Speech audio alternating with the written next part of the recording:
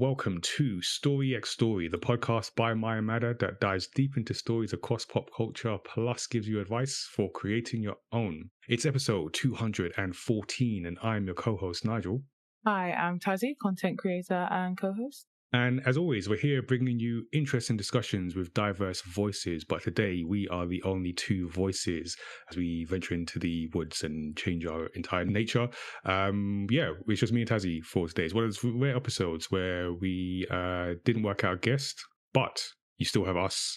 And we still have the exact same amount of time, maybe even longer, exact amount of time. So yeah, buckle in. We're gonna dive deep into this new animation. So don't forget, you can subscribe to Story X Story wherever you get your podcast from. That includes Apple Podcasts and Spotify. You can also send us your feedback and questions in a variety of ways. You can send us a voice message on our Spotify for Podcasters page. You can email us studio77@mayamada.com, or you can throw your thoughts at us on social media as people want to do. We're at Mayamada on Twitter, at Mayamada TV on Instagram and TikTok, at mayamada.com on Blue Sky, or at Life of a W Gamer on Instagram and TikTok, at Tazziii on everything else, and that includes at Tazziii.bsky.social on Blue Sky. We also have a website, mayamada.com. New site is still in development. It's going to be later in the year. You can still check out the website, see what we're about. If you didn't know, maybe you know we do comics, but didn't know we do gaming stuff. Maybe you knew that, but didn't know we work with young people. So check out the full scope of what Maya Mada does. And when a new site is up, we'll let people know. You can also join the Studio 77 Discord, chat with us there to be part of the Maya Mada community. Before we get into our story discussions for the day, let's update you with the latest from the Maya Mada universe.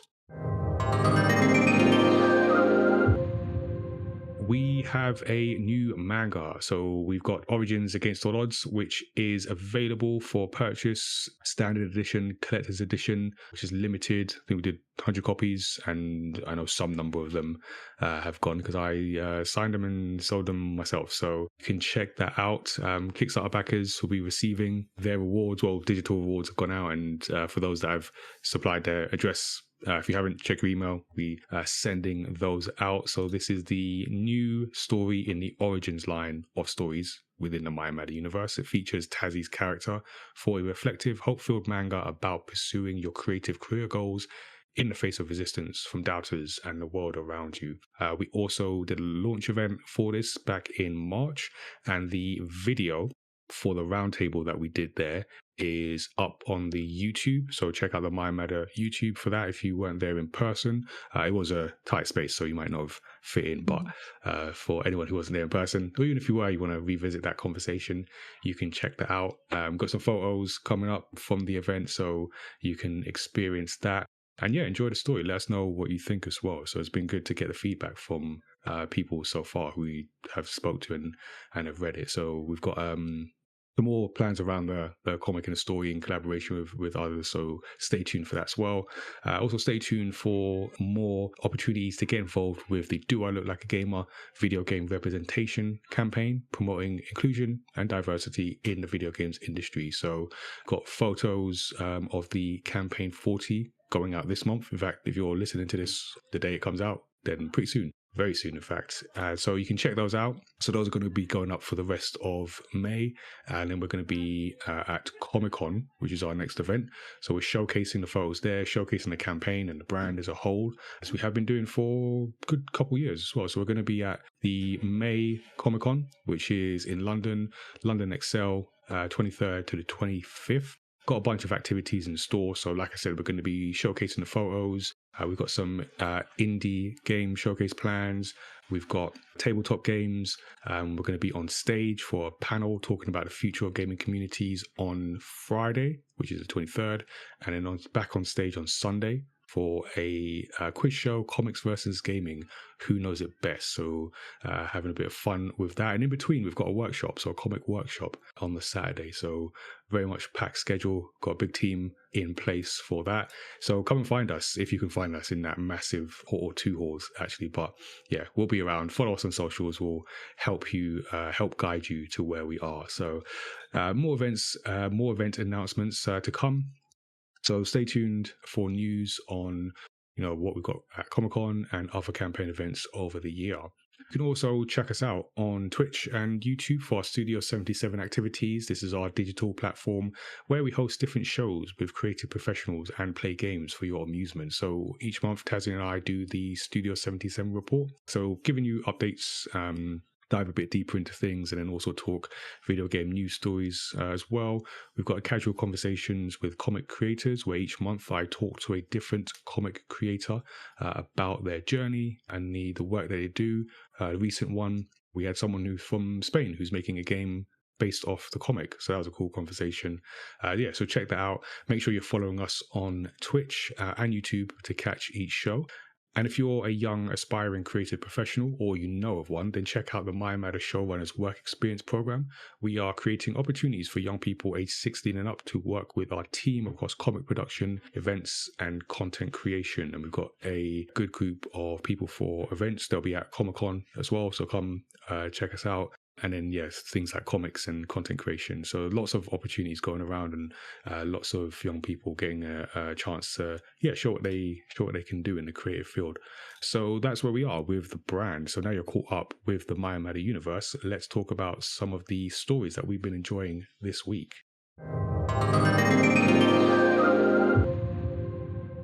This is the part of the podcast where we have a spoiler-free discussion about what stories everyone has been reading, watching, or playing. And usually we start with our guest, but we don't have one of those this episode. Nothing. Yeah. So we're going to start with me.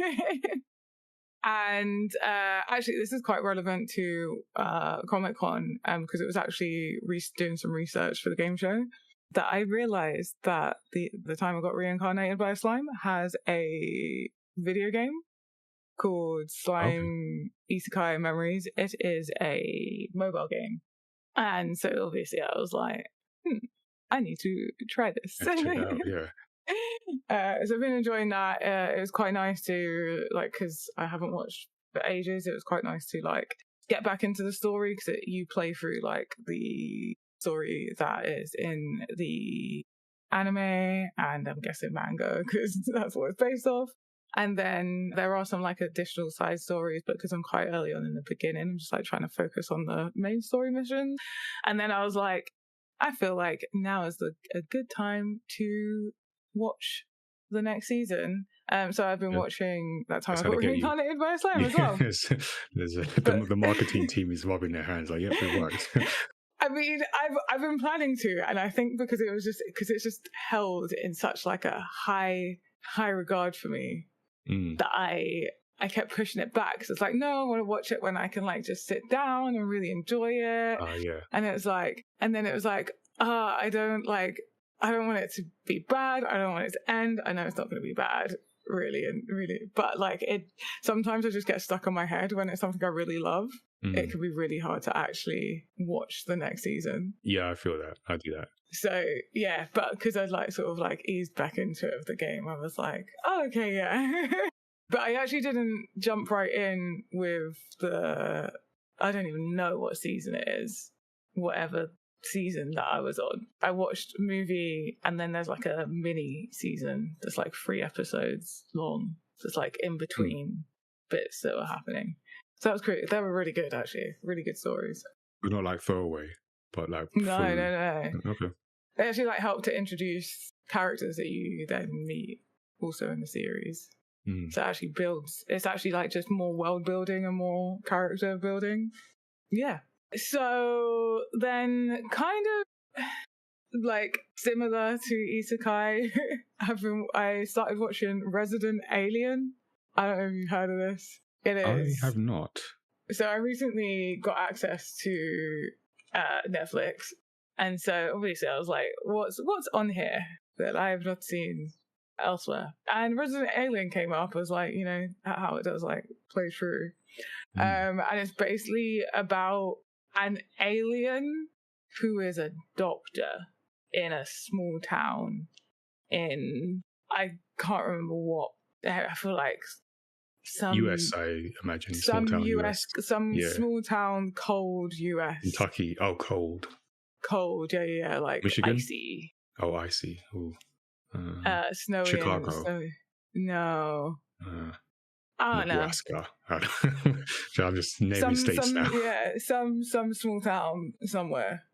Somewhere in the States. I don't really pay much attention to my stateside geography. At one point I was trying, and then I was like, I just don't actually care, because like, do they really know? Do many people in the States really know like the rest of the world geography? I think not. No, they're not great at that. Although if you are, let us know if you are, but because that's the stereotype we have. Yeah, I know a few that are great, but like on a General, large the scale, average, yeah. There's Europe and London. That's it. Anyway, yeah, it's very, very. I've only watched like the first like 1 or 2, maybe 3 episodes. It's so far hilarious, because it's just like still learning it's like trying to fit in. So it looks like a human. It's kind of like giving me My Parents Are Aliens, but like the grown up version. Maybe a bit darker, but yeah, like it's really funny. It touches on some great things as well, great themes in there, at least for the first few episodes. I want to continue to watch it, because at first this alien's kind of like, I am just here to blend in, and like ship crash landed on Earth, and it's like trying to fit in until can complete mission type thing. Don't make friends with the humans, avoid them, and then ends up becoming the local doctor. But yeah, it's hilarious and fun, and like just very silly. And then I also have been watching 4 Seasons, which is like about like a few sort of like middle-aged couples, like friendship group, and it's like telling their story, but it's like through their seasonal holidays. It's Tina Fey, right? Tina Fey and Steve Carell. Yeah. Oh, it's so good. It's so good. It's so funny. And it's like, yeah, it's a nice, like, if you think like Friends, but they're older. Okay. It's that kind of sitcom style, like that friendship group. And all of it like predominantly takes place in these different holiday locations that they're like on vacation. That's interesting. Yeah, so definitely a fun one. But that's it for me for stories at the moment. What about you, Nigel? Okay, I've got a few that I've been watching. I'll do a couple relatively quick ones, and then I can delve into the third one. So I'm back. Well, not back on. I just finished season 2 of Gangs of London. So this is it's in the title, really. You're watching gangs in London sort of fight each other, basically. I don't know what the synopsis actually says, but that's what it is. So I think I brought this up when I was in season 1. This is a hard show to watch at that. If you're like squeamish, this might not be the show for you. It's very good. It is a very good, engaging, gripping, at times emotional as well. But it's also, I don't think, maybe since Game of Thrones, I've not seen a show that has such creativity in the way humans can kill other humans. Let's put it like that. Yeah, like I've just a range of ways that one person can kill another. It's very creative, but also very nerve-wracking at times, depending on who you're rooting for, and gruesome. And this is not a kid show. This is definitely an 18 up. And even then, you might want to think about what kind of images you want imprinted on your mind. But yeah, season 2, I think season 1 was I thought was excellent. And I'm almost I think there's a 3rd season that just came out. So I'm going to take that in and then see how I contextualize season 2. I really enjoyed season 2.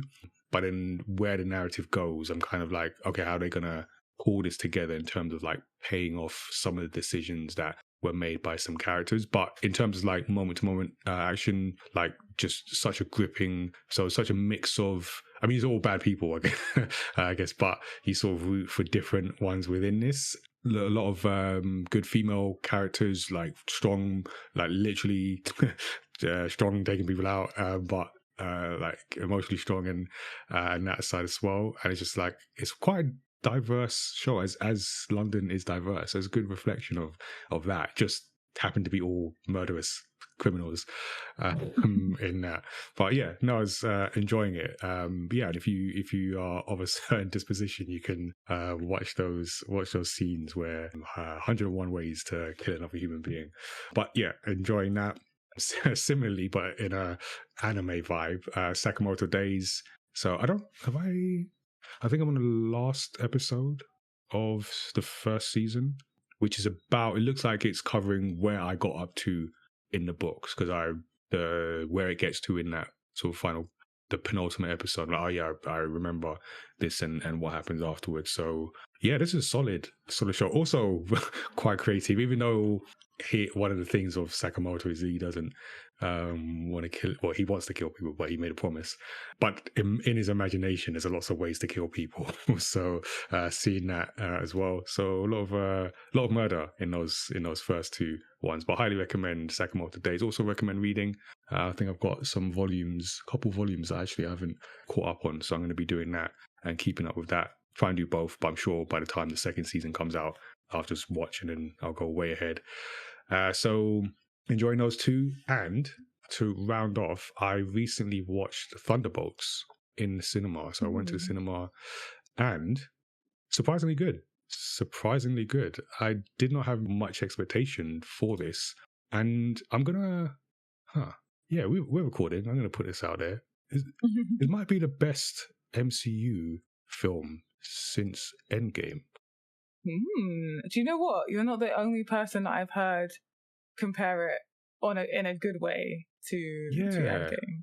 And I just think maybe I'd say Guardians of the Galaxy is probably out and out the best film, but that always felt like almost like a swan song to James Gunn, or for James Gunn, as he moves over to DC, and it's quite disconnected. And obviously everything is connected, but sort of the most disconnected. I'm just thinking probably. And what's interesting, it's not like it doesn't do anything. If by this point you're just bored of whatever the MCU formula is, or just seeing superheroes and that, it doesn't do anything necessarily new. Like, it's stuff we've seen before.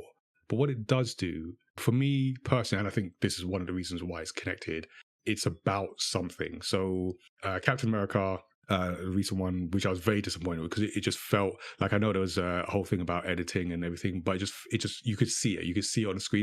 It wasn't about anything other than it felt like the obligatory, this is the next part, we need to connect this bit to that bit. I just think we're done with that. I understand that there does need to be the connection, and that's what we have enjoyed in the first sort of decade or so, but I just felt like that's all there was. Whereas Thunderbolts, there's a meaningful theme, and Florence Pugh plays it, Elena, really well. Like, she does really well.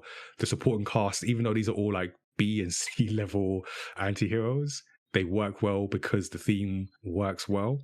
And I think it just executes well. It doesn't try and do too much. Just well. And the post-credit scenes, I just realized this over the weekend, that I think, without any spoilers, but we got to a point with Marvel films where the post-credit scenes started to feel like wishes. Like, wouldn't it be great if you saw this? And it wasn't like, I'm thinking Eternals is the one immediately that comes to mind. If you saw the post-credit scenes where something was like, oh, that's cool, but it's never happened, and now it feels like whatever the thing that was highlighted there, it just isn't going to happen. So like, what's the point?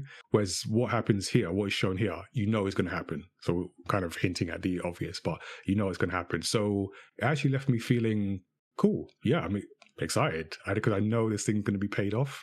And then it doesn't do, there's the third act Marvel kind of smashing things, but even in the way it does that, because it's about something, it is tied to like some underlying meaningful themes, very relevant. I could have used this film during the pandemic, actually, is some of the stuff it talks about. But yeah, it's just well done. It's well done.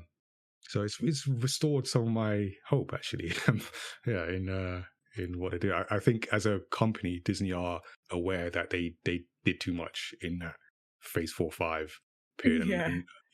So I think less is more is going to be the way forward. So hopefully they get that. I am still a little worried for Secret Wars next year, because I don't like the emphasis that was put on announcing that, which seem to be more about the who's in it rather than the story. Obviously, they can't say too much about the story, but I almost don't care who's in it. And I think the success of Thunderbolts shows, like, if you had told us from the beginning, like, these characters who just not top tier, quote unquote top tier characters are going to be like, that's going to be rubbish, but it's good because it's a good story.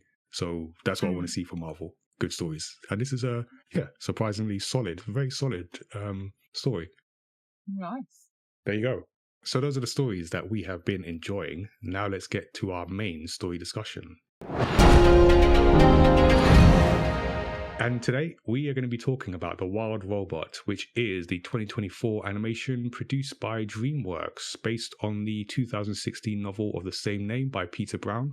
It was written for the screen and directed by Chris Sanders and features the voices of Lupita Nyong'o, Pedro Pascal, who's in like now all of our favorite things and it's going to be in a whole generation's childhood memories. Kit Connor, Mark Hamill, who was the previous in all of our childhood memories, and many more. It's quite a star-studded lineup of voices. So, spoiler alert, we're now going to talk about all the details, the emotional details of this story. I will do a recap, but before we get to that, let's get everyone's quick takes and general impressions. And by everyone, I mean me and Tazziii. So, Tazziii, what did you think about this? Okay, so this is a thought by the end of it that I had. It's like the robot equivalent of a Disney princess. Oh, that's an interesting thought.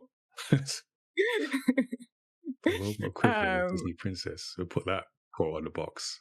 No, I really enjoyed it. It's just like super wholesome, really emotional, and like I love the design. I love the animation, and yeah, I think like everyone done really well, like on the voices. Like it just seemed it was a fun one. There was a lot in it. That was just like these lovely cute bits in it. Yeah. And you're now an authority on the voice acting, so you can say with like, this works, this works, this doesn't work. This is thumbs up from Tazziii. Okay. Don't know about that, but yeah. That's cool. All right, that's good to know. So I think I've spoken about this on our previous or last year's Wrapped episode because it made my most surprising story selection. So I'm talking a bunch, but I have no problem talking even more because I really enjoyed this. I thought this was fantastic, and it was completely unsuspecting because, as the story goes, I knew this was a thing. I was not going to see it necessarily. It wasn't high on my list to see. I might have seen a trailer for it, but every so often I'll just like pop over to the cinema just to take a break and just physically be in a different space. And I thought, okay, I'll go watch this. And as it started, I was like, okay, this seems cool. Yeah, kind of get what's going on, fish out of water kind of situation. And then the emotions started. I'm like, oh, okay, this is the good. All right, you got me. You got me in this. I like the story that's being told. I like the way it's being told. The animation is fantastic. It's different. It stands out, and it's just really well executed. And yeah, the emotion of it is great. So yeah, I came away. It was going to be my top 5, but then because it was a genuine surprise, I did not expect this. Then it went into the surprise category. But yeah, I'm very encouraged and like by what DreamWorks have done here, and also in terms of where like Disney and Pixar are. Very encouraged to see an original. I mean, I know it's based on a, I guess, book franchise because there are multiple books, but in terms of the films, it's an original property, and yeah, just really like seeing that as well. So yeah, we'll get into it. Get into an emotional conversation. So this is a story that takes us to a stormy night where Universal Dynamics cargo ship loses Rosm robots on an uninhabited island. Only one unit survives and is accidentally activated by some squirrels, I think it was. Roz is called a monster by the frightened wildlife and injures herself while trying to help them. Unable to find anyone needing her services, she signals for retrieval, but is struck by lightning and attacked by the animals.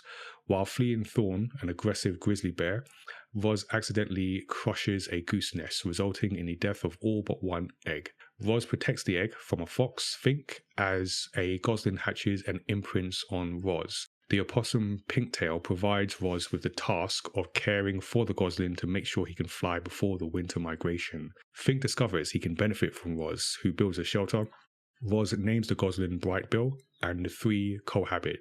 As Brightbill grows, he is rejected by other geese, and upon discovering Roz killed his family, feels betrayed and angrily disowns her. Roz reconstructs Rosum Unit 6262 and nicknames her Rummage, and that unit gives her a transponder. So Roz gives her a transponder to Roz so she can return to the Universal Dynamics factory.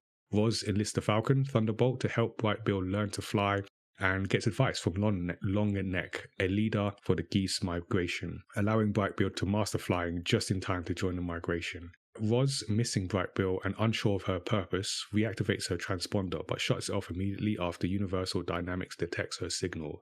During the migration, a thunderstorm forces the geese to shelter inside a Universal Dynamics greenhouse, triggering a contamination alert that sets reconnaissance robots after them. Longneck sacrifices himself so Brightbill can lead the flock to safety. Meanwhile, Roz and Fink save the island's animal during a severe snowstorm, urging them to a truce before Roz powers down. Spring arrives and Roz reawakens to find the animal still following the truce and Brightbill returning, hailed now as a hero. Soon after, a Universal Dynamics dropship led by the Virtual Observational Neutralizing Troublesome Retrieval Authority, or VONTRA, which I'll now be using, robot arrives to get Roz. However, the animals band together to fight off the robot army, but VONTRA detonates damaged robots to incapacitate and capture Roz, starting a forest fire in the process. The geese and Thunderbolt attack the dropship so Brightbill can save Roz as Fink and the others extinguish the fire. Despite Roz appearing to have been shut down by VONTRA, her love for Brightbill restores her systems. Roz eventually destroys VONTRA and evacuates Brightbill as the dropship explodes. Roz decides to return to the Universal Dynamics to protect the island from future attacks, but promises to return. Months later, the animals continue to live on the island while Roz works at another Universal Dynamics greenhouse, maintaining her memories. Brightbill visits her, and the two embrace. The end. So like I said, this is an adaptation of Peter Brown's middle grade novel, The Wild Robot. I was listening to an interview with both director and writer on it, and it's talking about like differences between them and the process and everything. So Chris Sanders, who's quite decorated, so he's 3-time Oscar nominated director. He's also done Lilo and Stitch, The Croods, and How to Train Your Dragon. And I remember him saying this on the interview, so I was saying how he encountered the original book through his daughter who was reading it, and then later was like offered an opportunity to direct the film adaptation at DreamWorks. So I thought that was quite cool. So like his daughter was reading the book and oh yeah, and then I'm going to like direct that. So yeah, reading, stay in school, kids. I guess that's the point of that. And then I discovered this when I was putting the notes together. Like this is just, it's not even necessarily about The Wild Robot, which obviously we're going to talk about, but just hearing that, I don't know, just that creative journey and things don't work out at the time. Sometimes they work out later. So Sanders created the Stitch character for an unsuccessful children's book pitch in 1985. And then later, while he was at Disney, he repurposed the character because then CEO Michael Eisner wanted to make smaller budget animated films. So then they set this in Kauai in Hawaii. And then he developed what would then become the 2002 film Lilo and Stitch. That's a long journey from a failed book pitch to one of the biggest films in Disney Library, and then going on to other things. That's crazy. Yeah, that's wild. yeah. So yeah, hold on to those sketches, I guess. Yeah, it's like Lilo and Stitch is such a good movie. Yeah, there's a live action. Yeah, it comes out. Yeah, actually, this month. This month, beginning of end of this month. I think it's pretty soon because I saw. I don't know where I saw the trailer, but there must have been Thunderbolts when I was watching Thunderbolts, maybe. So yeah, so he's got standing basically, and I mean he's well known for like some really good work. So this film is pretty recent, so 2024, like I said, premiered at the Toronto International Film Festival. And yeah, since then it's been critical and commercial success. So it's won Annie Awards, including Best Animated Feature at the Critics' Choice Award and Producers Guild of America Awards. Nominated for 3 Academy Awards. I actually thought it would win. When I saw it, I was like, this is going to win the Oscar. But Flow won the Academy Award for feature animation, which I've not seen yet, but I've heard good things about. I've also heard some people don't like it, but I'll check that out. But yeah, what does that all say for like the success of this work, which is an original story in a world that I feel is increasingly dominated by sequels and franchises everywhere, in animation and blockbuster films and in games now, where everything's a remake. Yeah, what does that say about it, that the success of this story? That people do want something different. And while, yes, you may be able to create a more predictable success or hit, I will say hit rather than success, with a remake or a sequel, if it's good, an original story is gonna, if it's good and like fairly marketed, I want to also add that on there, then it will be successful. Because I think Wild Robot was fairly marketed. I saw like a trailer in the cinema. I was like, Yeah, I want to see this. And then you suggested it, and I was like, yes, definitely. We can definitely do that on the podcast. yeah. Yeah, no, it does say. I think it's weird because just because of some of the circles I'm in with like the Children's Media Conference and BAFTA, and hearing what like the industry are saying about like sequels and stuff, because it's the risk factor, right? I think everyone, I want to say everyone, like producers, distributors, they're worried of, it's the same thing. You spend money and then you don't make it back. Ultimately, that's what people are worried about. And as things become expensive, as the economic times become tougher, yes, they're tough on an individual basis. And I know kind of boohoo companies, but also they are the people that are making the things that we enjoy. So they're not like necessarily immune to that, and it then impacts what gets made. And I'm just thinking like, yeah, it shows that people do like original stories, but I feel people just have to commit to them, because this feels like people, I don't know, wanted to make this and cared about what they were making, rather than just about the money. I know it's always about the money, but it felt like people cared about what they were making. I think that comes across when we're watching it, and then we go, oh, this is good, and then you go, oh yeah, you should watch this, and then Yeah, but I think you hit the nail on the head there, like that it needs to be committed to. Like if you take a risk, you have to commit to the risk. With the risk, yeah. Isn't there something like that with Formula One racing? I'm like recalling a conversation that we had with Miyuki on the episode on Gran Turismo. I actually don't remember, but that sounds I that all don't checks fully out. remember. I just feel like that sentiment was there somewhere. Yeah. Yeah, and I feel like that's this. Like you got to commit to the turn or whatever it is. Yeah, that sounds right. Yeah, okay. you convinced me. Right. Yeah, I think so. And it doesn't guarantee, but even like Sinners, I talked about it on a recent episode, where that's a original, like completely original work. It feels familiar for other films that have gone before it, but yeah, and people take to it. It's someone saying something. I always feel ultimately that's gonna cut through, like someone saying something, and it finds an audience. So yeah, really enjoy this. But yeah, we'll dig into this, because speaking of familiarity, in terms of like the stories, in some way this is a very, even though it's an original work from a film perspective, it is very familiar. It is that fish out water story. So we see Roz like crash land, stuck on this island, and it's so funny, like because she's very much out of place. And I love how they do the because she's literally programmed to tell. So her first thing is, I'm going to look for someone to help. It's like, do you need help? I'm here to help. I always a Roz unit. A Roz unit always completes its task. Yeah. And she's just messing things up. I also like how so at first you can't understand the animals, and when it's the thing is not working, takes that time to learn. Yeah, she just sits and learns. Like, I love the ways that she activates her learning program. She's just like, activating learning program. And she's like, Yeah, I do like that sequence, because what you have to do in terms of that film, you have to get to a point where, because it's important for later, we understand the animals. So it's just that little montage of like, okay, cool, now this is how we explain, now we all understand, now they can all speak English or whatever. Yeah. Subtitles, the thing, it might be in other territories, but yeah. So then I like that as a narrative device, because it fits the character, and then it helps us, the audience. And it's quite grounding that as well of the reality, because it's like, it's not just a magical robot that understands animals. It feels more realistic that way.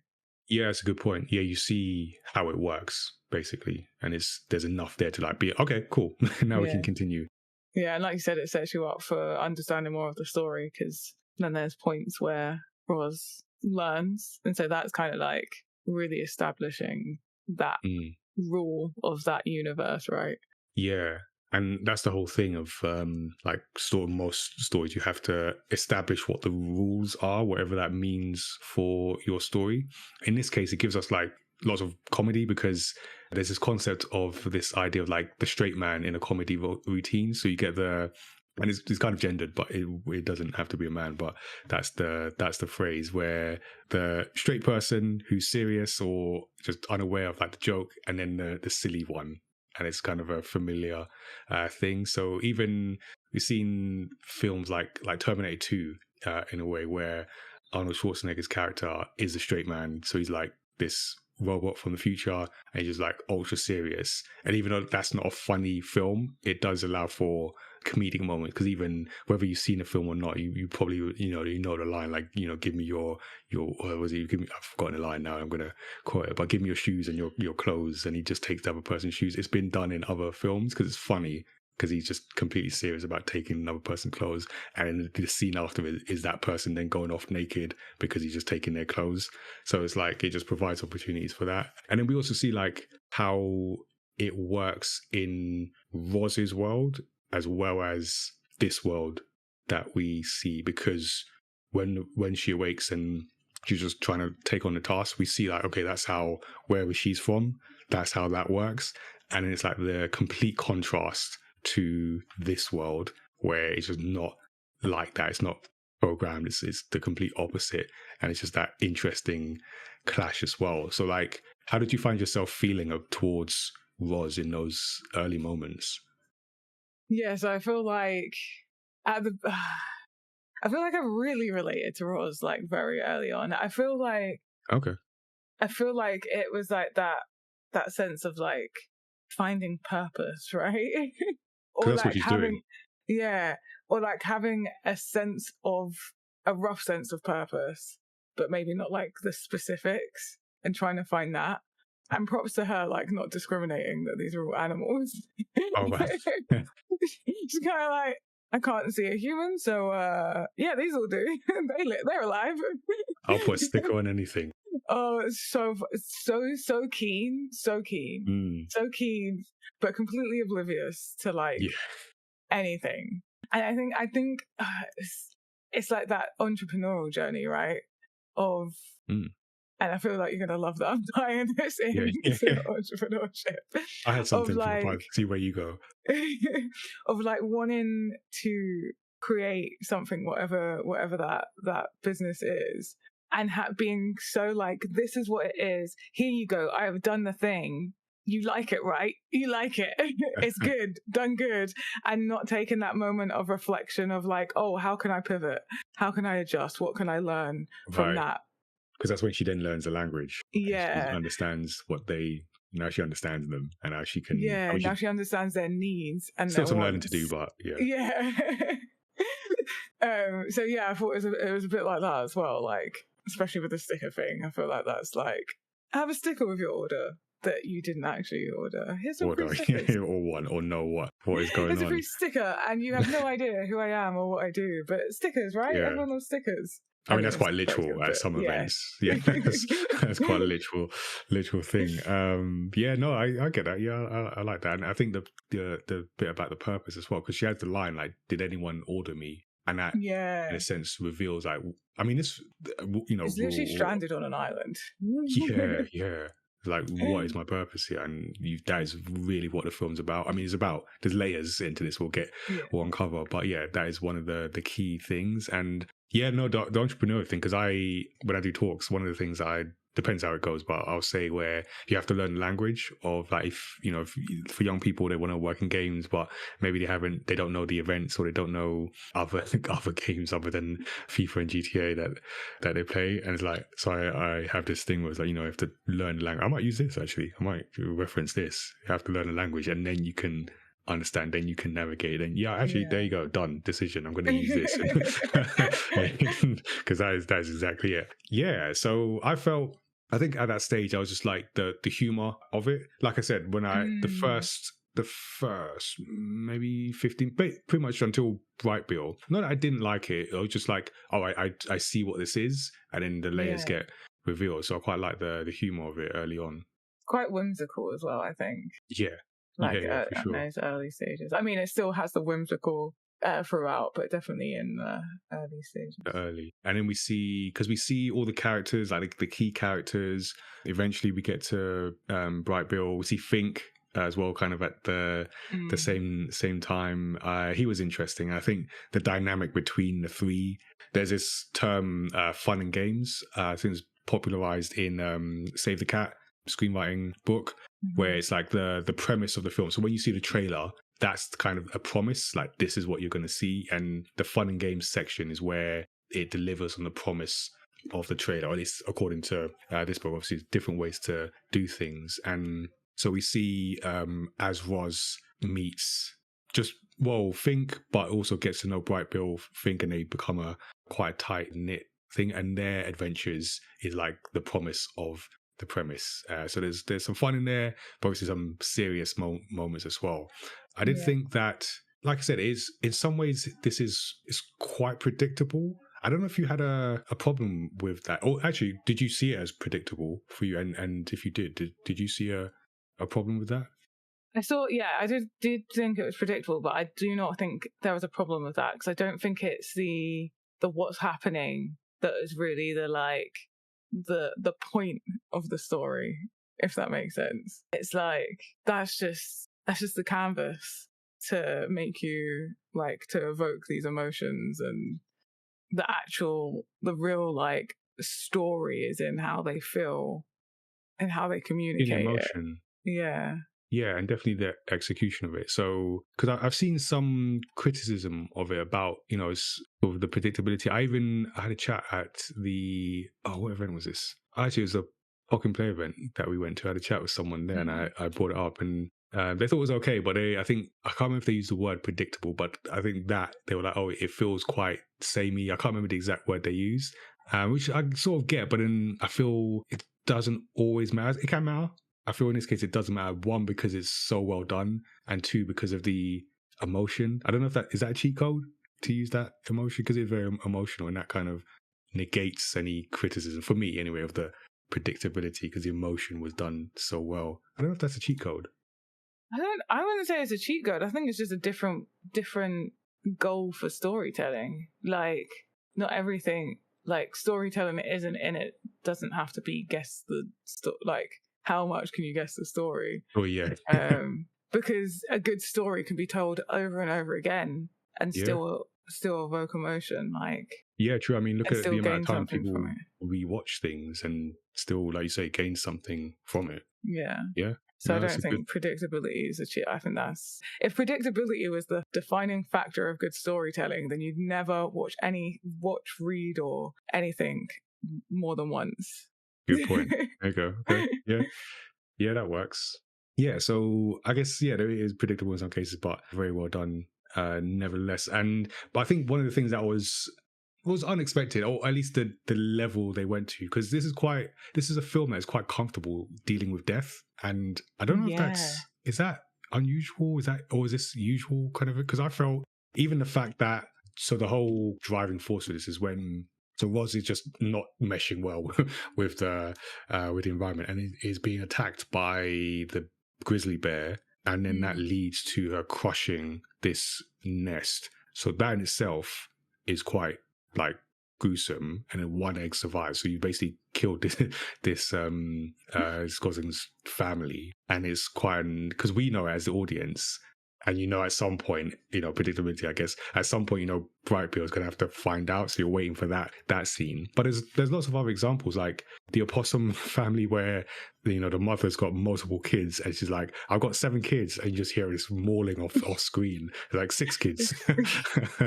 Or even because, when they first see Roz, they all pretend to be dead. And it'd be quite graphic in what I've got. Oh, that are like stories, and then how the mum's like, you're not supposed to a dead Explain, like, you don't explain. And one of them's like, oh, I can't remember what disease they say they've got. They're like, it takes time. Oh, yes. I do think it was unusually, it approached death in an unusual way, because it was quite blunt about it as well. You don't, especially in a children's like story, tend to not, unless it's like older, like grim tales, you don't really get that kind of bluntness around death and like matter of factness, I guess. Because even though like Roz isn't, well, actually, yeah, Roz is telling Brightville, but she's just like, yes, like she just says what happened because that's the fact, right? And then it's thing that's like, maybe don't say that. Like, this is not the time. Because Roz is just matter of fact, and for the large majority of this film, and doesn't get the, I guess, even though they're animals, the human nuance of like delivering bad news. And then even like thinks like this is how it works. We eat and we get eaten. Like this is the animal. Like this is how the island works. So even to that degree, it's like it's very like blunt about things. It doesn't shy away. Yeah. I quite like that. I feel like, because it's not in a gruesome or scary way. I think because it's good for children to learn how to deal with death early-ish once they can sort of comprehend it, because it makes it easier to then deal with death when it is a close. Yeah, because that's like one of the benefits of like having a small pet that dies. Is like helps with learning how to deal with grief. Right. Yeah, so I think it's good that it does that. There isn't many films that kind of deal with, especially not if, I mean, except for maybe, is it Coco, that is quite literally about death? Like, unless it's something that is straight up about death, it's normally something that's like skirted away around and like not maybe healthily like touched on. Yeah. Well, I'm just thinking, like, because as I think about it, the ones that come to mind are like The Lion King and Bambi, but those are very old references. That's not to say, I'm not saying it's not done today, but it just feels like outside of like anime, where I'm just thinking of the opening scenes of Demon Slayer, where his family just literally gets slaughtered. That was quite gruesome. That's something like Gangs of London. that's straight out Gangs of London, that is. But yeah, we don't really see it in ones aimed at younger audiences to this level. Yeah, so I appreciate that. Or even like the central premise of the film is like, or the stakes, that is Bright Bill needs to learn to fly south, otherwise he'll die. So yeah, or he will. Yeah, exactly. Yeah. Literally every part of the film. Is this a film about death? Maybe. Yeah. There's a lot. There's a lot of it. That's quite wild, actually. And this is because the book itself is middle grade, so that's what's that, 8 to 11 around there as well. So yeah. But what did you think about that sequence of Roz just basically destroying this family of geese? Like, how did you feel in that moment? You know what the worst thing is? They made it so comical. Like that scene was actually really comical. She was just kind of like, oops. Like that was like that's the kind of sentiment was like quite, because as well at that stage she's like just functional, right? She's thinking on pure function, not emotion. So I kind of didn't feel any way at that point. Neither did I, actually. I didn't really take in the state. I didn't know exactly where the story was gonna go. So I thought that was, like you say, it's kind of a humorous point. So I thought, okay, we've just destroyed this and we move on. But then when, one survived, and then because she does a scan, it's like, okay, there's something in there, so I'm going to take care of this. I did quite like that sequence, because that's when you meet Fink, where, because she's still on like tasks. So, okay, this is my task. And then when it's born, when Bright Bill is born, he's just following her because it's imprinted, and then she meets the mother, the opossum. The possum mutton is great. Oh my god, there's just so much I can say about that, but we'll get into that later.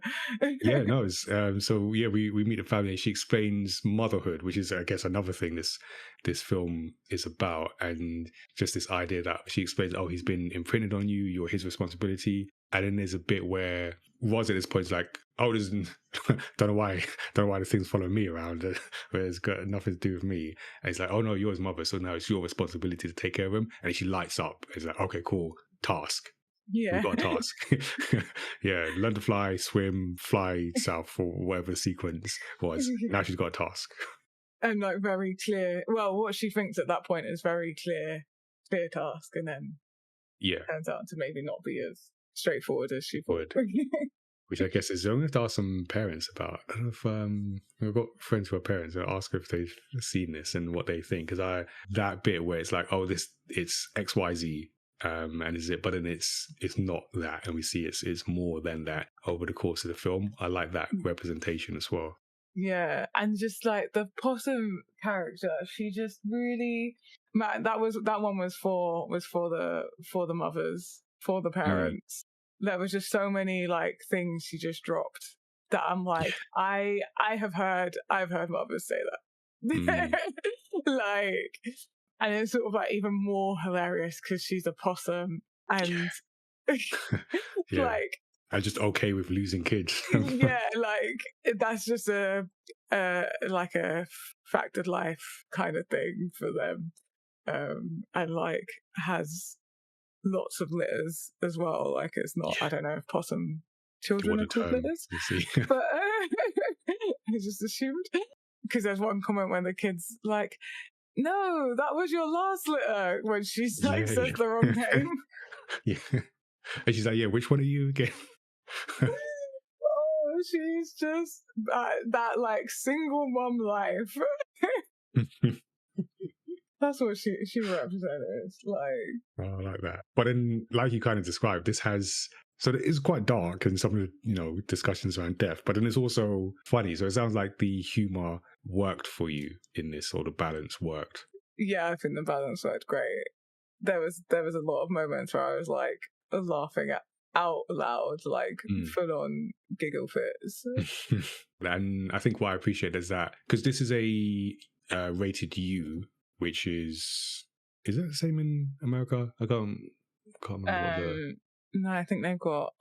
It's like E for everything. I can't remember what it. Yeah, no, I think that's video games. E for everything. That is video game. Yeah. But we'll find out what it is. But what I appreciate, the humor is actually quite sophisticated to an extent. So it can appeal to kids, but this is not like fart jokes, and which I've recently been told that this is a thing in like particularly at middle grade or maybe a bit younger. So this is a discussion about publishing and how if you're going to make a story books, comics, graphic novels for kids, fart jokes works, and I get that they work. But I did like this, that it wasn't too simplistic. There were layers to the humor, so it just felt refreshing. I think back to the predictable thing, I think there's like different levers to pull on story, and if you don't have the every scene is unpredictable, which is not necessarily even a thing, but it was just refreshing. That aspect was refreshing. The discussion of death was refreshing, the way it was tackled. So yeah, I appreciate that, like the way it handled the humor. It was funny without being too juvenile, if that makes sense. Yeah. That makes complete sense, yeah.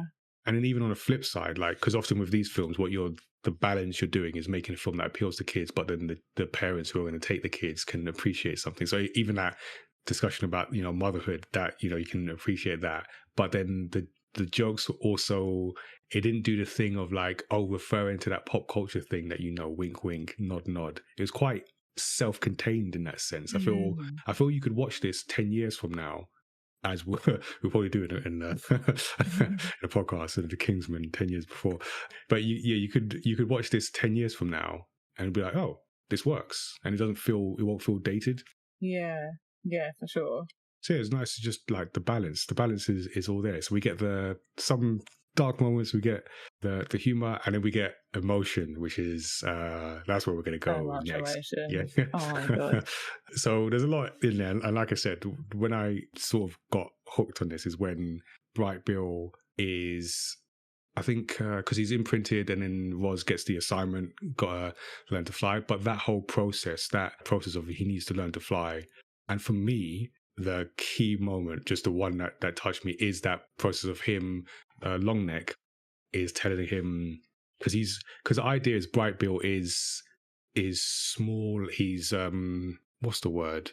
Actually, I don't know what the word, but he's not. He's not a grunt. He's a or runt. That's the runt a to the runt. litter. Yeah, That's runt. Yeah. So he's right. I didn't quite clock that until that moment. And there's so many lines in here where like Longneck is like, he basically telling me you weren't supposed to get this far, and the accident that killed your family saved you. I think that's the line that hit me. Yeah. That was like, you weren't, when he says you weren't supposed to get this far, and he's telling Roz like what he needs to do. So he needs to stay in the air, keep him in the air for the day. If he can do that, he can come with us. It's like, okay, cool, we need to get him there. And there's another line where it's like his heart will go where his wings can't take him. I need to find this line. It's such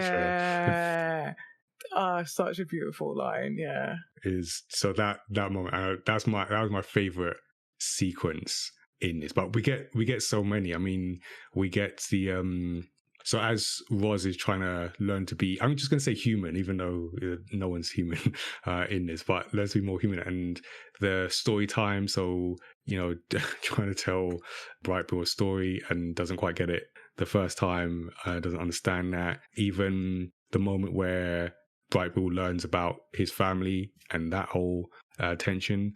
And then Fink as well, who was a interesting character because at first he's like the mischievous, I just want to eat the egg, and then I just want to take advantage of this dumb robot who's going to help me. He's really playing the fox role.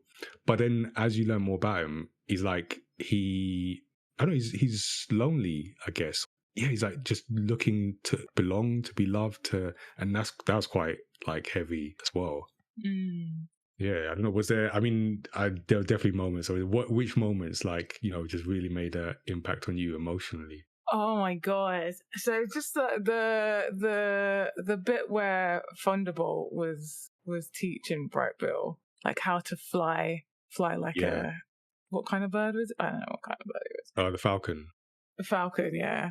And just that whole sequence, there was just like quite a few lines that were dropped that were like, just, I don't know, like the level of growth, the intenseness of that training sequence was just like emotional. And then when Roz and Bright Bill have that falling out after he finds out the truth. But then when he goes without saying anything, that was kind of like, all those moments were kind of like that's when it just went from like, oh, this is whimsical and fun, and then like, I think that serious. Yeah, I think it's when he met the other the other like geese and the other geese. That's when it like flipped. That was the halfway point of like, now we're gonna go to like lots of more emotional moments. Because that was harsh. Because I was like, up until that point, he didn't know how different he was. Because like that's his mom, even though it was as a robot. And then when he's with the others, because they're all talking about him, and like, oh, that's the weird one, and with the monster, it's like, what do you do then as a kid? Like you discover everything you thought was normal is just not normal, just wildly not normal.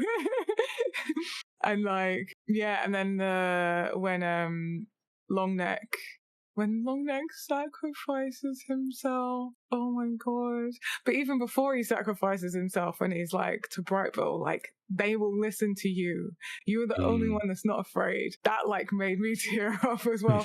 Do you know what? Like, just every moment after, like, just that's it. Just imagine, I was tearing. I was bawling my eyes out by the end of this. Like, it was my favorite. So my favorite line, and maybe one of my favorite just film lines, is because after the montage and they're ready to take the flight, and then Fink comes over and he's like, "Hey, little guy, fly like you, not like them." That's like, I need to. I love that. Love that line. God, that is, like, that's a print tattoo that. Yeah, tattoo. Like, that was just so big. It just encapsulated everything that was trying to be done here in terms of the runt who again you weren't supposed, that was the other line as well, you weren't supposed to get this far, got this far. And then just that reminder of like, you got this far because of who you are. And I feel that's such a powerful line. Like and he later on saves them because of who he is. And I feel, but I'm just going to take bits from this and use these in class talks, because he succeeds because of who he is. And I feel so many times, I'm now just going to practice my talk in a future class, but so many times because you aren't normal, because you don't fit in, you feel that's the reason that you're going to fail, or you're not supposed to do this thing isn't for you, whatever it is, was actually because of who you are and the circumstances as well. The in this case, dark circumstances, your whole family was wiped out by this robot that fell from the sky, but because of that, you survived, you're here, and now you need to be like you, not try and be like them. That's just chef's kiss line. Yeah, definitely. So we get a lot. And I think for me, what was interesting as I was watching it, so I'd like to know your thoughts on this. And then as I was putting the notes together and seeing other people's responses, because for me, there was like we said, there's an emotional ramp up. And then when he leaves, that was almost like the peak for me. But as I was sitting in the cinema, I was thinking, in some ways, you're now done, because Roz has done the tick 1, tick 2, tick 3, but the film didn't feel done, and it wasn't, obviously. So we then there's a period where there's a phrase, empty nester, again, not parent, but I know when, raise a child, they leave the nest. Now what do you do as a parent? So I feel we got that in the film, where Roz goes back to what's my purpose again, but then it becomes about saving, so not just saving Brightbill in this individual life, but now saving the forest. And I quite like that, because it felt that something more needed to be done in the film. But I've seen some criticism of like, it then feels like, I saw one thing say it felt like 2 films together. I don't know what you felt about that, and emotionally, where was your like emotional peak? Did you feel weird at that point when Brightbill left? No, because I don't think that was finished, because they had that whole like, they both hadn't said how they truly feel about each other. They'd had like an argument, so something needed to fill that time. And I think it was like a really great thing to fill that time, because it also made it more than just how Brightbill saw Roz. It became about how everyone saw Roz, and also how Roz saw herself. Yeah. And that's literally her. I feel like that's the real turning point of her origin story into the wild robot. Yeah. I feel like before that, she's just a robot gone rogue. And it set us up to have that reconciliation between them, and like how that fit into the story. Yeah, you've actually reminded me of that, because that's what I was thinking in the film. Like, they hadn't reconciled. And I feel, because when you're making a story, and this is the whole thing about unresolved threads, so there's an art to it, because I mean, we were just talking about Marvel and the Thunderbolts, and there's a way to do it where if you're doing the multiple story thing, you resolve the majority, but you leave enough to then go, ooh, what's going to happen here? And now I need to watch the next one. And it doesn't have to be Marvel. It could be, even in our, like, My Matter stories, I think about that. But then within the story, you got to resolve what needs to be resolved. And at that point, you've reminded me, that was one of the things I was thinking of. I was like, oh no, this isn't over, because they have not resolved this issue, this I killed your family issue. You've not properly resolved it. So I know there's got to be more to it, because they have to get to that point. So yeah, that's something to think about. So then what we see is then, like I say, like you say, it becomes about how everyone else sees Roz, because up until that point, well, I think it kind of softened, but not quite. So up until that point, Roz has been seen as largely hostile, the monster, and then how Roz sees herself. So then I think that's when Fink explains, like, this winter's coming and we have to save everyone, but we can't, because everyone's fighting and you can't get them all in one place. But Roz does it, so she then becomes a protector of the environment, and just explains, hey, we all gotta work together, otherwise none of us survive this extremely harsh winter. So I like that as well. It just took it up to another level, and then you see everyone working together. So then we get like multiple emotional climaxes in this, because then Brightburn comes back, and then the whole introduction of Vontra and Oh universal yeah. dynamics. Yeah, which, you know, because another thing I saw was because there's a comparison to Wall-E, and I see a bit of that, yeah. yeah, the environmental thing as well. And in this critique, or is sort of analysis, one of the things they said they didn't like about Wall-E is when the humans came, because then it made a lot of the focus on the humans and not Wall-E. Obviously, humans aren't here in to this extent, but we do see some humans. Did that do anything for you, positive or negative, to see? Because then it started to. I mean, it was always there, the environmental aspect, but it put a lot of focus on that. Was that the right level? Could that have been done more, or just no humans were necessary in this? I think it was the right level because they weren't really like. It was almost like blink and you miss it. To be fair, Yeah, they weren't like there. I think it would have been weird to not have humans because someone made the robots, and that's part of a bit of like building on Roz's character as well. Because it's like, well, why do these Rozes exist? And then we get to see a bit about what the human world is looking like. And it also gives us some like setting of when this is set. Oh, it's set in the future because we go over what San bridge, Francisco, what famous bridge, Golden Gate. Yeah, you can just see the peaks. Which is completely flooded. So it just gives us like world building. But it's not like there's maybe like 2 lines from humans in this whole thing. I think it was important to show that actually this isn't a world that still has humans, but they're kind of like living in these bubbles because the environment. Yeah, we messed up. We messed up. Yeah. Unsurprisingly, we messed up. And so I think it had like a really nice balance because it didn't take away at all. Because even then when like someone came to collect Roz, it was another robot. Yes, so I was going to say, so Vontra kind of became the spokesperson for humanity, and spokesperson for humanity and the ultimate manifestation of following the rules and your programming. Yeah, I would say, because I mean it's ages since I've seen Wall-E, but I do remember that's infamous scene of like humans on those hovercrafts. It just it's so depressing to me because we just keep stepping forward towards that, and then you start thinking about humans. But I feel here you never, like you say, it's just you acknowledge and it's there, but it was always on like Roz. It was always on the environment, and then when it did come, it came in the form of essentially Vontra. I was like, I'm here for the programming, and I like the programming as well. I'm not trying to change anything in that. Vontra. Oh, I'm programmed to sound, but I'm actually just here to take you back and make it seem like it's pleasant, or something along those lines. There's a lot of. I feel there's a lot of Vontras working in companies. Yeah, I was about to say that is like the blueprint of customer service role. Especially in American customer service role. I was talking about this the other day, about that overly chirpy, overly it doesn't work for you. No, not especially when it's like something really negative that's happening. Like, we're about to take you and just like extract your memories. Isn't that great? It's like, no, it's not great. It's not great. Why are you acting like it's great? To calm you down. That doesn't make me calm. It makes me on edge. I didn't like what she represented, but I like the way she represented it in very well film. Done.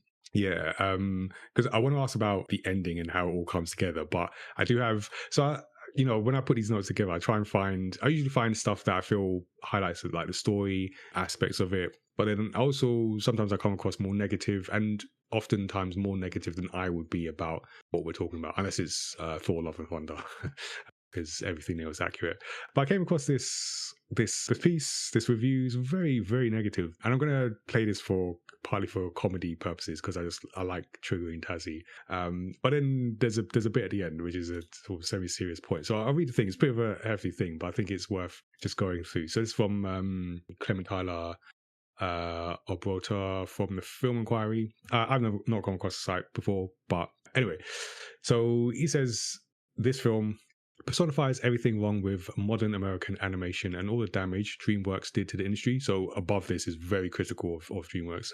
There are moments of poignancy and frames of gorgeous splashy colors and incredibly painted backdrops, sure, but they're impossible to extricate from a film that has no idea what it's trying to be, why, and how, and is instead dead set on trying to be everything to everybody. There's non-stop noise and action to entertain the tykes, robots with big guns and explosions to appeal to the tween audience and any Titanfall 2 fans in the crowd, mature emotional beats to appeal to the adults, but most of this is empty spectacle, a series of flashily edited sequences of nonsense building to tearjerker moments that the film does not earn. I'll stop there before I do the last bit. Yeah, because that felt like a quite cynical take. And it's one of those moments where I was like, did we watch the same film? Yeah. It didn't earn the tearjerker moment. I just think people are cold-hearted and dead inside. Like, my red flag is whoever writ this. Because that I feel like, cool. I'm sure there are things that if I was to rewatch this, I could pick out that weren't great. There were criticisms. I'm very sure. I was not paying attention to them, but I'm sure there are criticisms. Nothing's perfect. I don't agree with them being this degree. The line of what was it that it didn't earn tearjerkers that it didn't earn. Wait, did we? Yeah. Did we? Now not? let me give you the last line of this. It made me cry, sure, but I felt robbed of my tears, like the movie doesn't deserve them. That's when I was like, weird. And the reason why I wanted to say this, I know it's like way to undercut them. Please. Yeah. To me, and this is like a larger point on not just, I mean, I obviously don't agree with this, but just how we view stories, films today. Because this feels like the fact that you cried. Surely if you cried, it worked.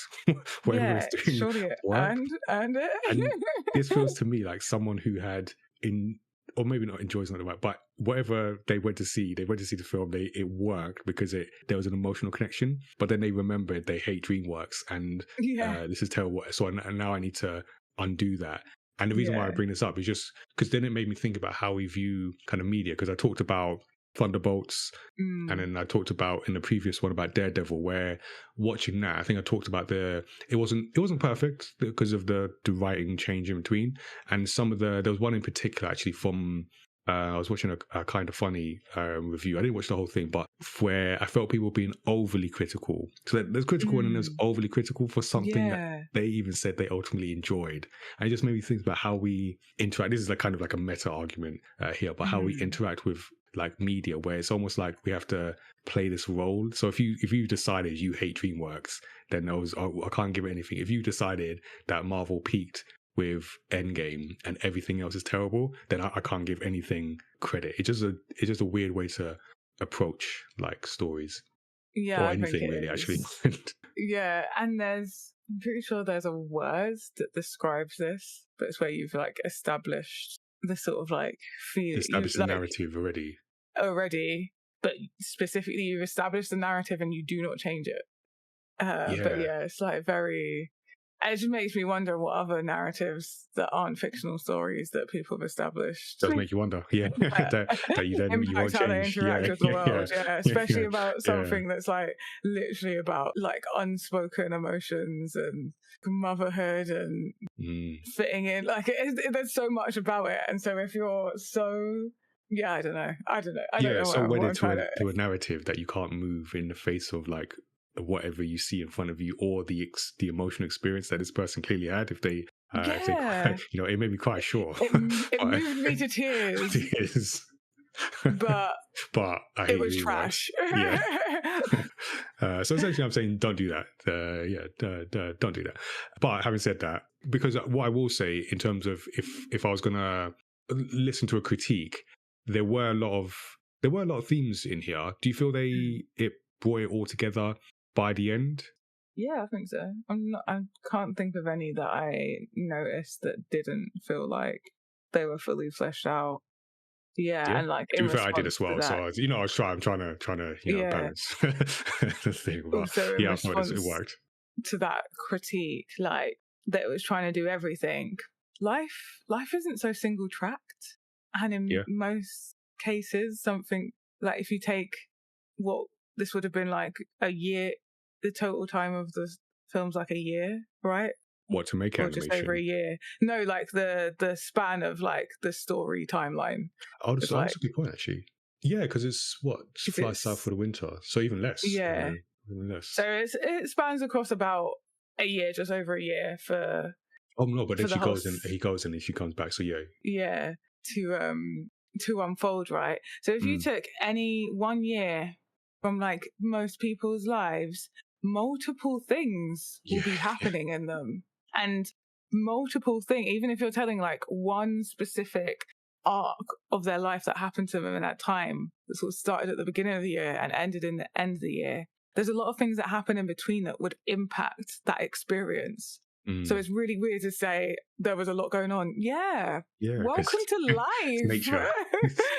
Just in the past month, I could tell like a billion stories, and all of them would intertwine. Like, yeah, no, I thought it brought them all together.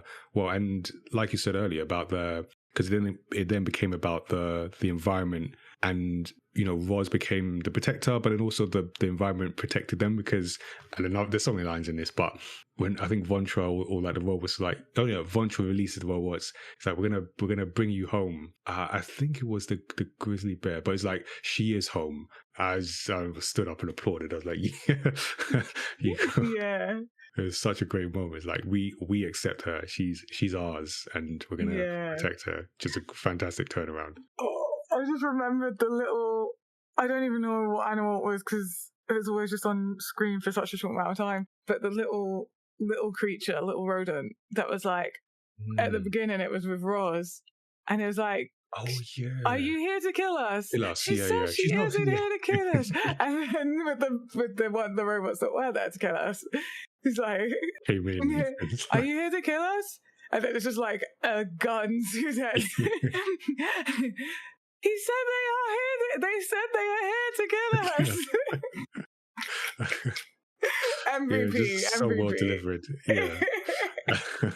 So yeah, no, I thought it delivered. I think because it's about Roz. Obviously, Bright Bill is a big moment, but it's about Roz's journey. So if you take that, it just all the parts made sense. So yeah, I thought it delivered. I think like visually. The one thing, I think the reason initially why I went to see it is because it looked different. If this had looked like any other thing, I think for me, I'm going to undermine the earlier point we made about original stories. I might not have seen it, or at least not seen it at the time I did, because I didn't know what I've just realized I've become the people on the other side of the table at a Comic-Con. I don't know the characters, and no one's told me this is a thing to go and see. No, I understand that.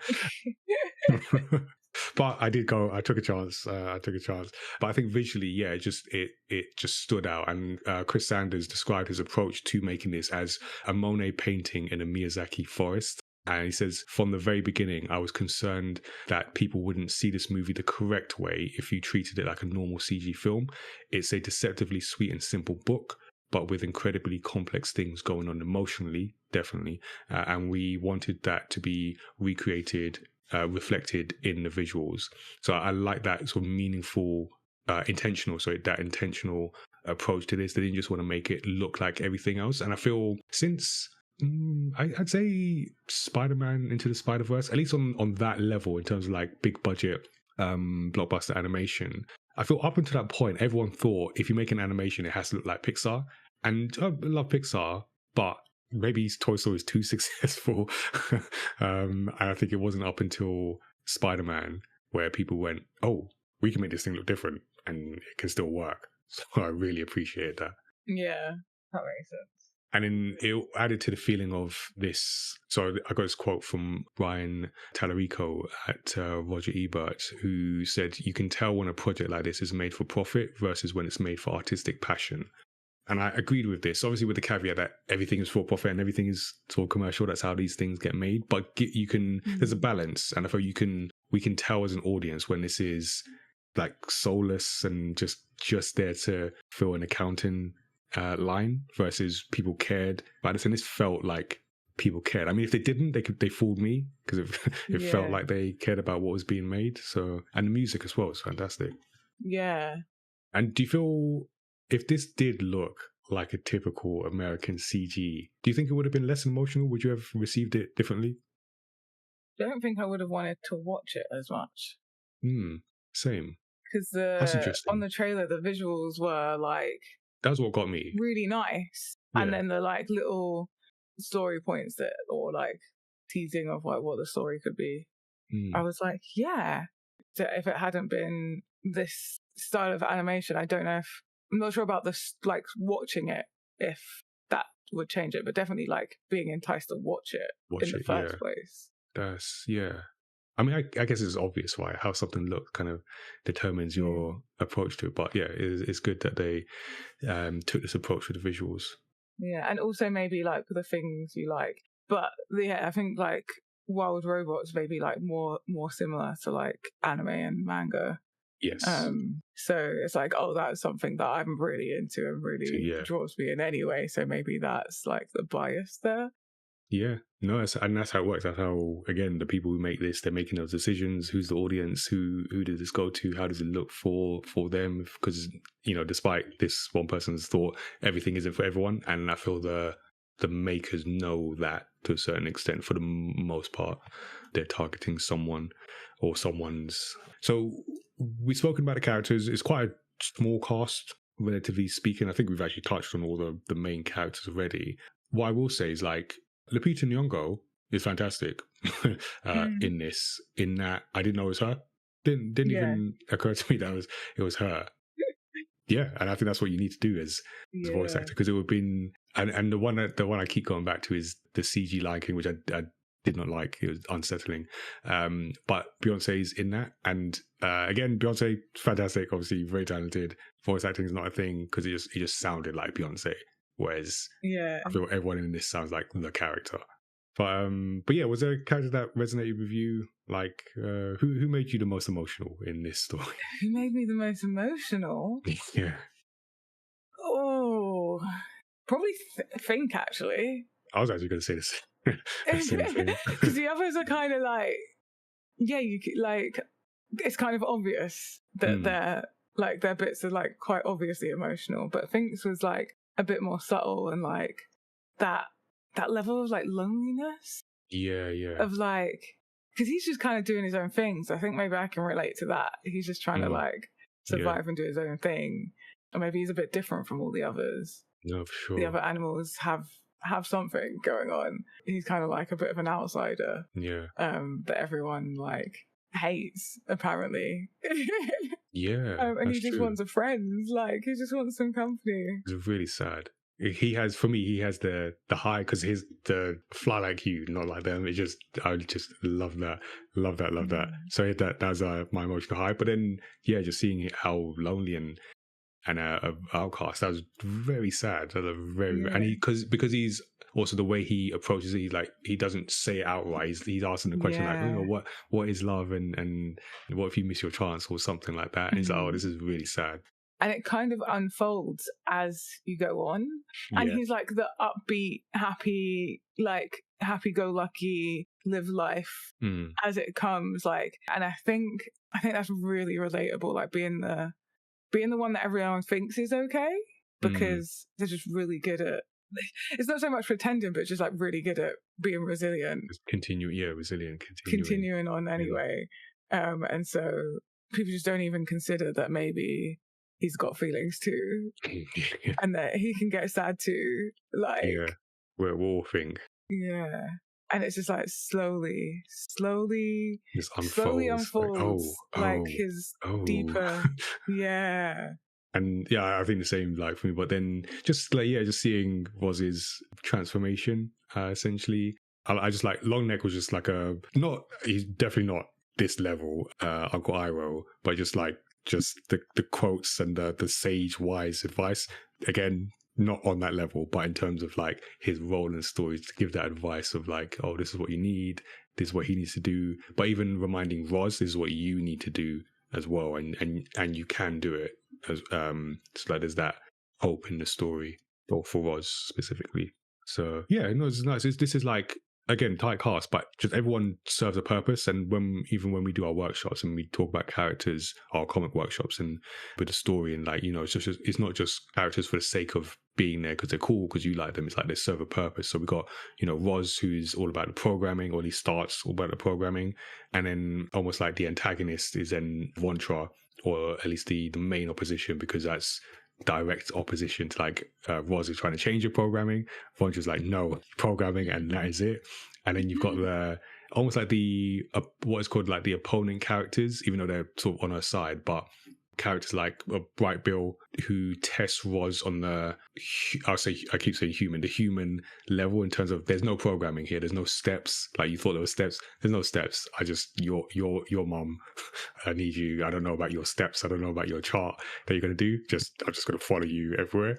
But then you get people like, Fink. We talked about Fink, but on another level, Fink was the character who explains to Roz, almost like the welcome to the jungle character, like your programming thing, or not even necessarily program. I think Fink was more because he has that line like kindness is not a survival skill.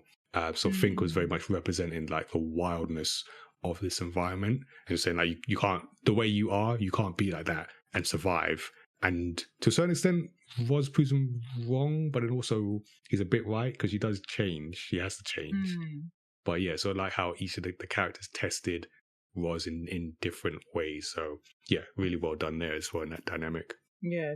Cool. All right. So themes. We've talked about themes. There's a lot of themes in here. We talked about most of them. I'll do a quick run over and you can tell me what stands out. But we talked about the parents. So you've got this idea of being an adopted parent, and an adopted parent of a child with special needs, because Bright Bill in this story is what's called the runt of the litter. I think that is the phrase, and Roz has to take care of the child because he got his family.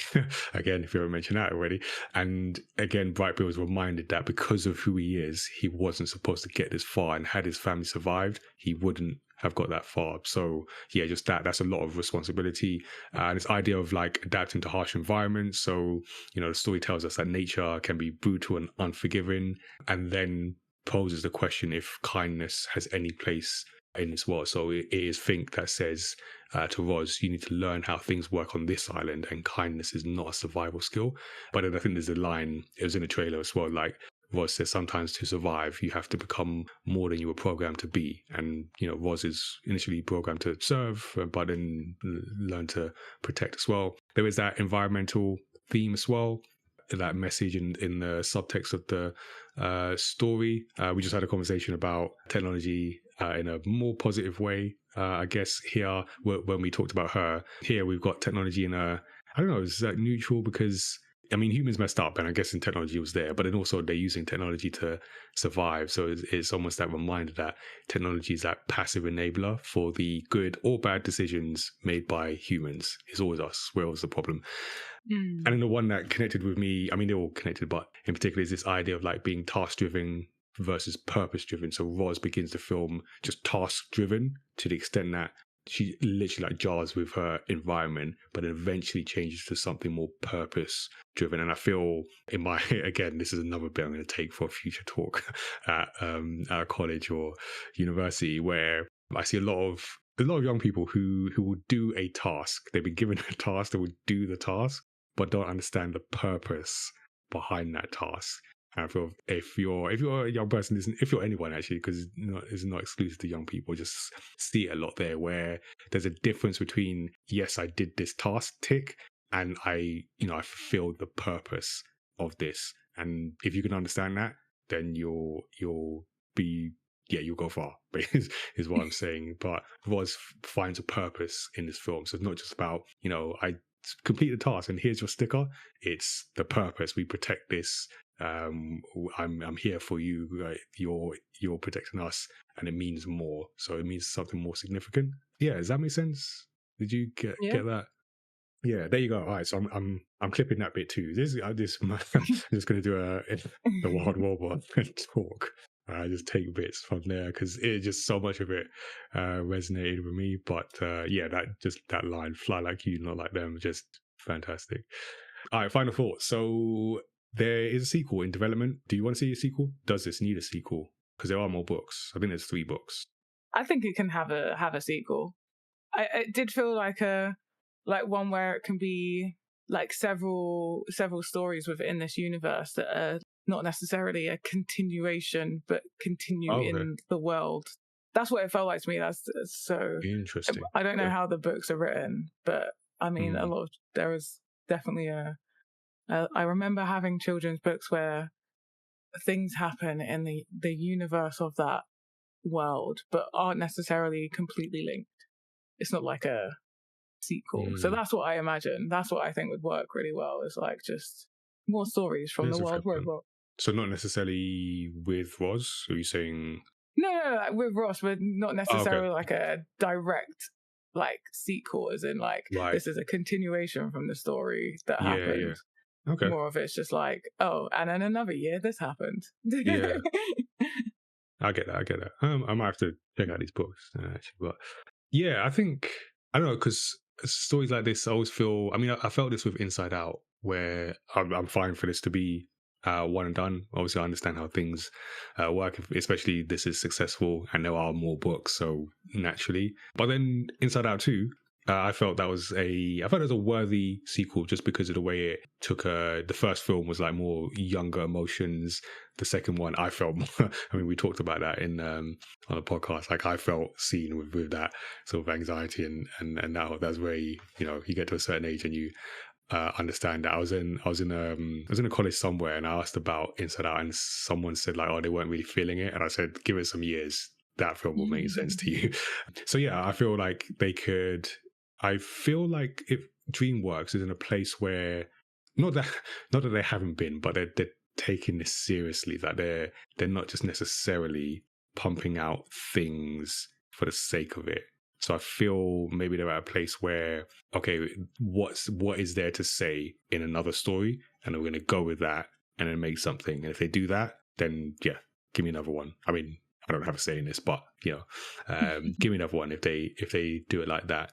Versus this is just number 2, and we're just going to slap a 2 on it and ship it out. So I think I'd be curious to see where they go with that. So yeah, give it another go.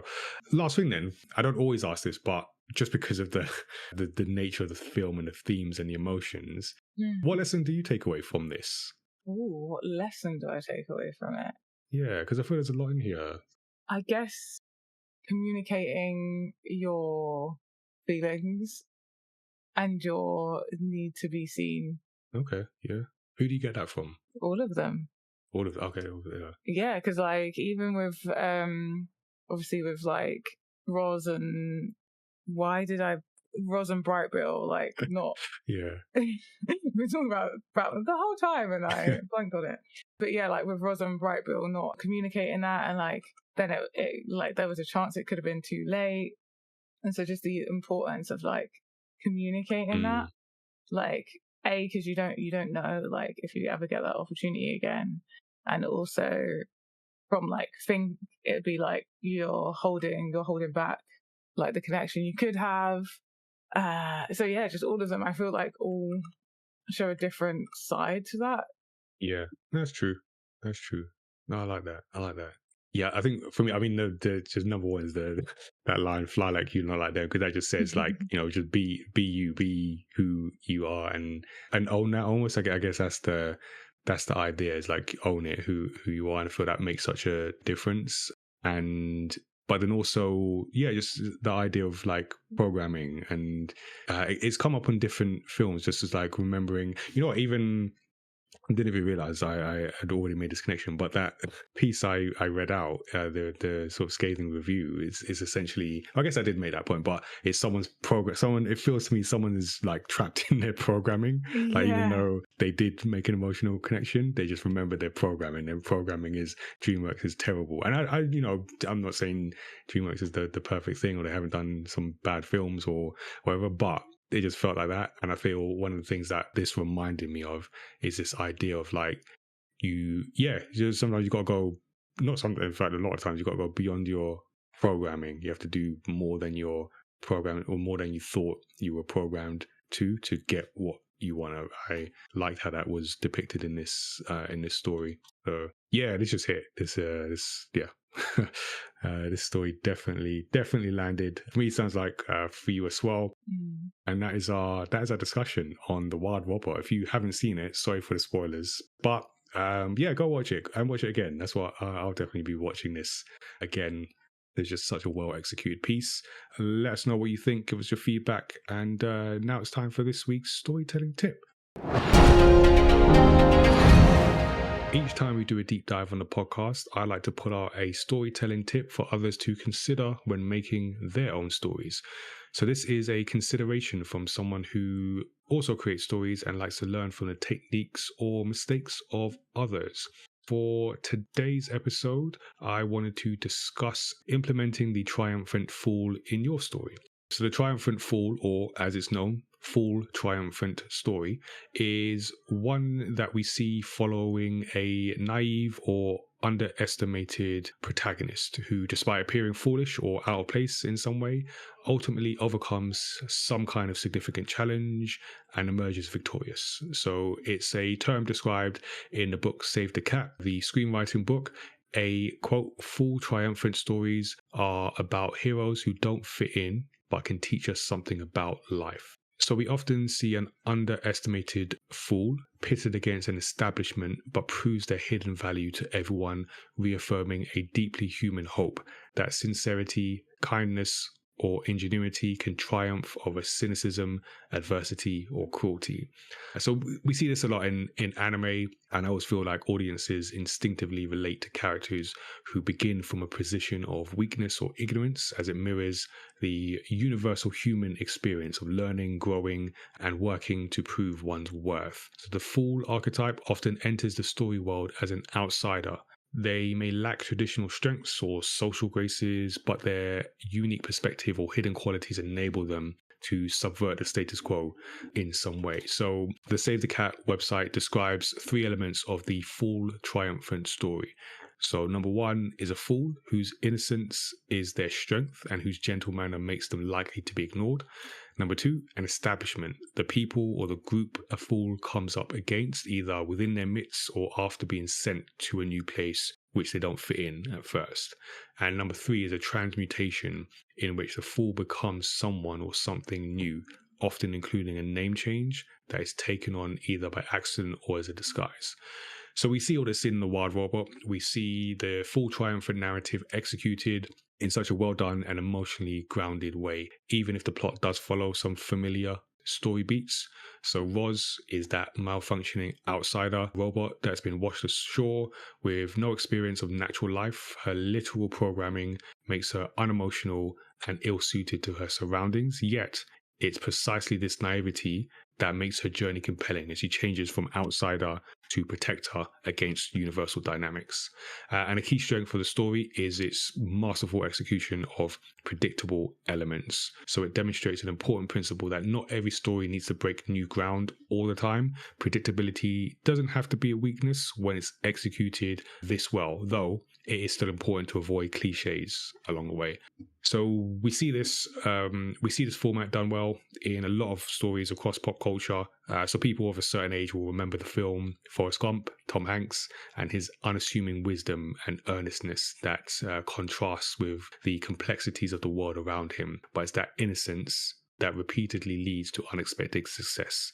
In Hayao Miyazaki's Kiki's Delivery Service, we see Kiki, a young witch who must prove herself in a brand new town.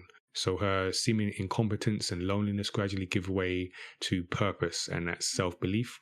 And a really good example in anime is My Hero Academia, which shows Midoriya as a quirkless kid. So quirks are like superpowers in this world. So he's a quirkless kid in a superpowered society, and he is told he'll never become a hero. However, his deep sense of justice and strategic mind earned him the attention of All Might, who's like the biggest superhero in this world. So he represents the idea that heart and effort can outweigh innate talent. So these stories work because the fool is not just there for comic relief, although in The Wild Robot there is good use of comedy, but they're a vehicle for emotion and human depth, even in the story robots and animals. So here are some tips to consider to implement the Fool Triumphant structure in your story. Number one is to ground the fool in an emotional truth. So you want to avoid caricature. So the fool may be naive, but it must be emotionally complex and relatable. So Roz's journey mirrors that human struggles with parenthood, identity, acceptance, purpose, all of that. Number two is build an earned transformation. So this is kind of similar to redemption arcs where you don't want to hand the fool an easy victory. So that growth should come through conflict, through learning, and through vulnerability all the time. So when the triumph feels unearned, the emotional payoff vanishes. And I think we both agree that this is an earned payoff. Number three is use the setting and tone to reflect that inner growth. So you can use the environment as a mirror of the character's internal journey. So what's great in A Wild Robot is that what began as a harsh island becomes less hostile as Roz integrates, and she even changes herself. So the model, the design of the character changes to be more integrated and reflect that personal transformation. And number four, let other characters change too. So the fool's journey is most effective when it influences others. So the surrounding world must evolve in response. And that really reflects the theme that underpins the archetype, that change is possible, even within those that we wrote off. And we see in The Wild Robot, like by the end, just all the animals change. They change their very nature, actually, when they all come together and to survive the winter because of Roz. She's made that difference because she has changed. So yeah, it's a simple structure, even predictable at times, but can be used to execute a moving story that is sincere and has real stakes that make up for the lack of unpredictability as well. So let us know if you're creating your own story. Let us know what you think about this week's storytelling tip. You can give us a shout in our Discord or send us an email, studio77@mymatter.com. That is the tip for this episode.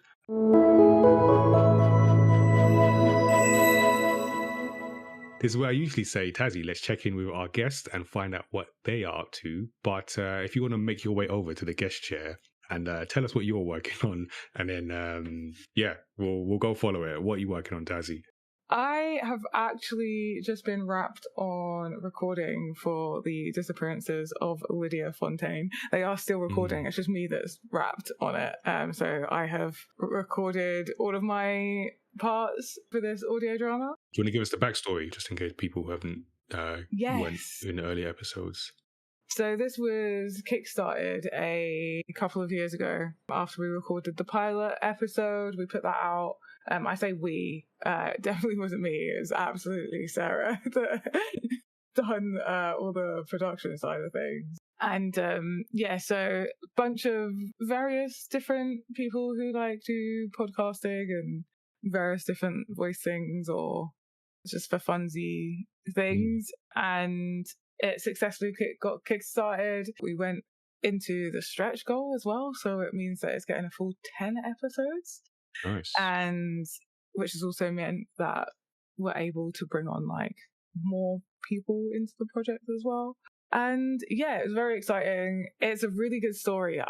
The story is so good that when I started reading the scripts, I forgot that I was reading a script and thought I was just reading like a story, just a regular storybook, because it was just so gripping that I completely forgot that I was like reading the lines. So I'm very excited to hear Tom's writing come all together, because obviously I've only had my parts and the parts with people that I am in scenes with.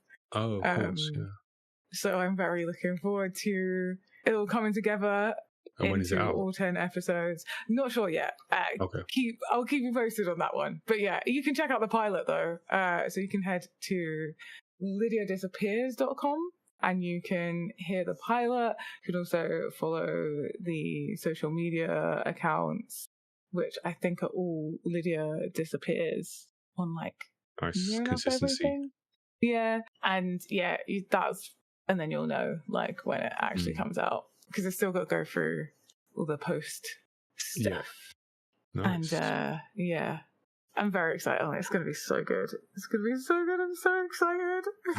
That's cool to hear. Yeah, I remember the original Kickstarter and like the news, or even before when you got the opportunity. So it's cool to see that progression, that have it all come together. So yeah, we'll look Yeah. out for that. Let us know when it is ready, and then we'll we'll add it to the show notes because that's what we do with our guests. So that is the episode.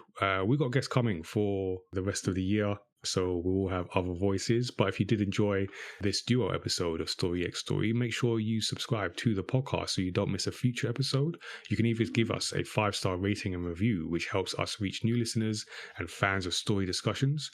We're story creators ourselves. You can discover our manga universe online, where our titles are available. You can find out more about the brand and get our latest release, Origins Against All Odds. And don't forget, you can also join the Studio 77 Discord to connect with us in between episodes and get a heads up on upcoming projects and events, live stream events, Studio 77 events, and talk to others in the community. The Do I Look Like a Gamer representation campaign is a great place to get involved. It's our yearly initiative for diversity and inclusion in the video games industry. We have a bunch of plans in store and you can be part of it. So we've got the photos coming featuring the 40 players and makers. You can see that online on social media at the campaign website, looklikeagamer.com, and we'll have other news on events coming. As for the podcast, we release new episodes on Thursdays that include video game discussions, interviews with creative practitioners, and deep dives into stories across pop culture. You can always give us a shout directly. Our email address is studio77@mymatter.com, and our website with links to subscribe is mymatter.com/storyxstory. So thank you for tuning in, and until next time, stay safe, and remember, we hope that you can defy your programming, but not so much that you don't forget to tune in to us next week as well. Take care, everyone.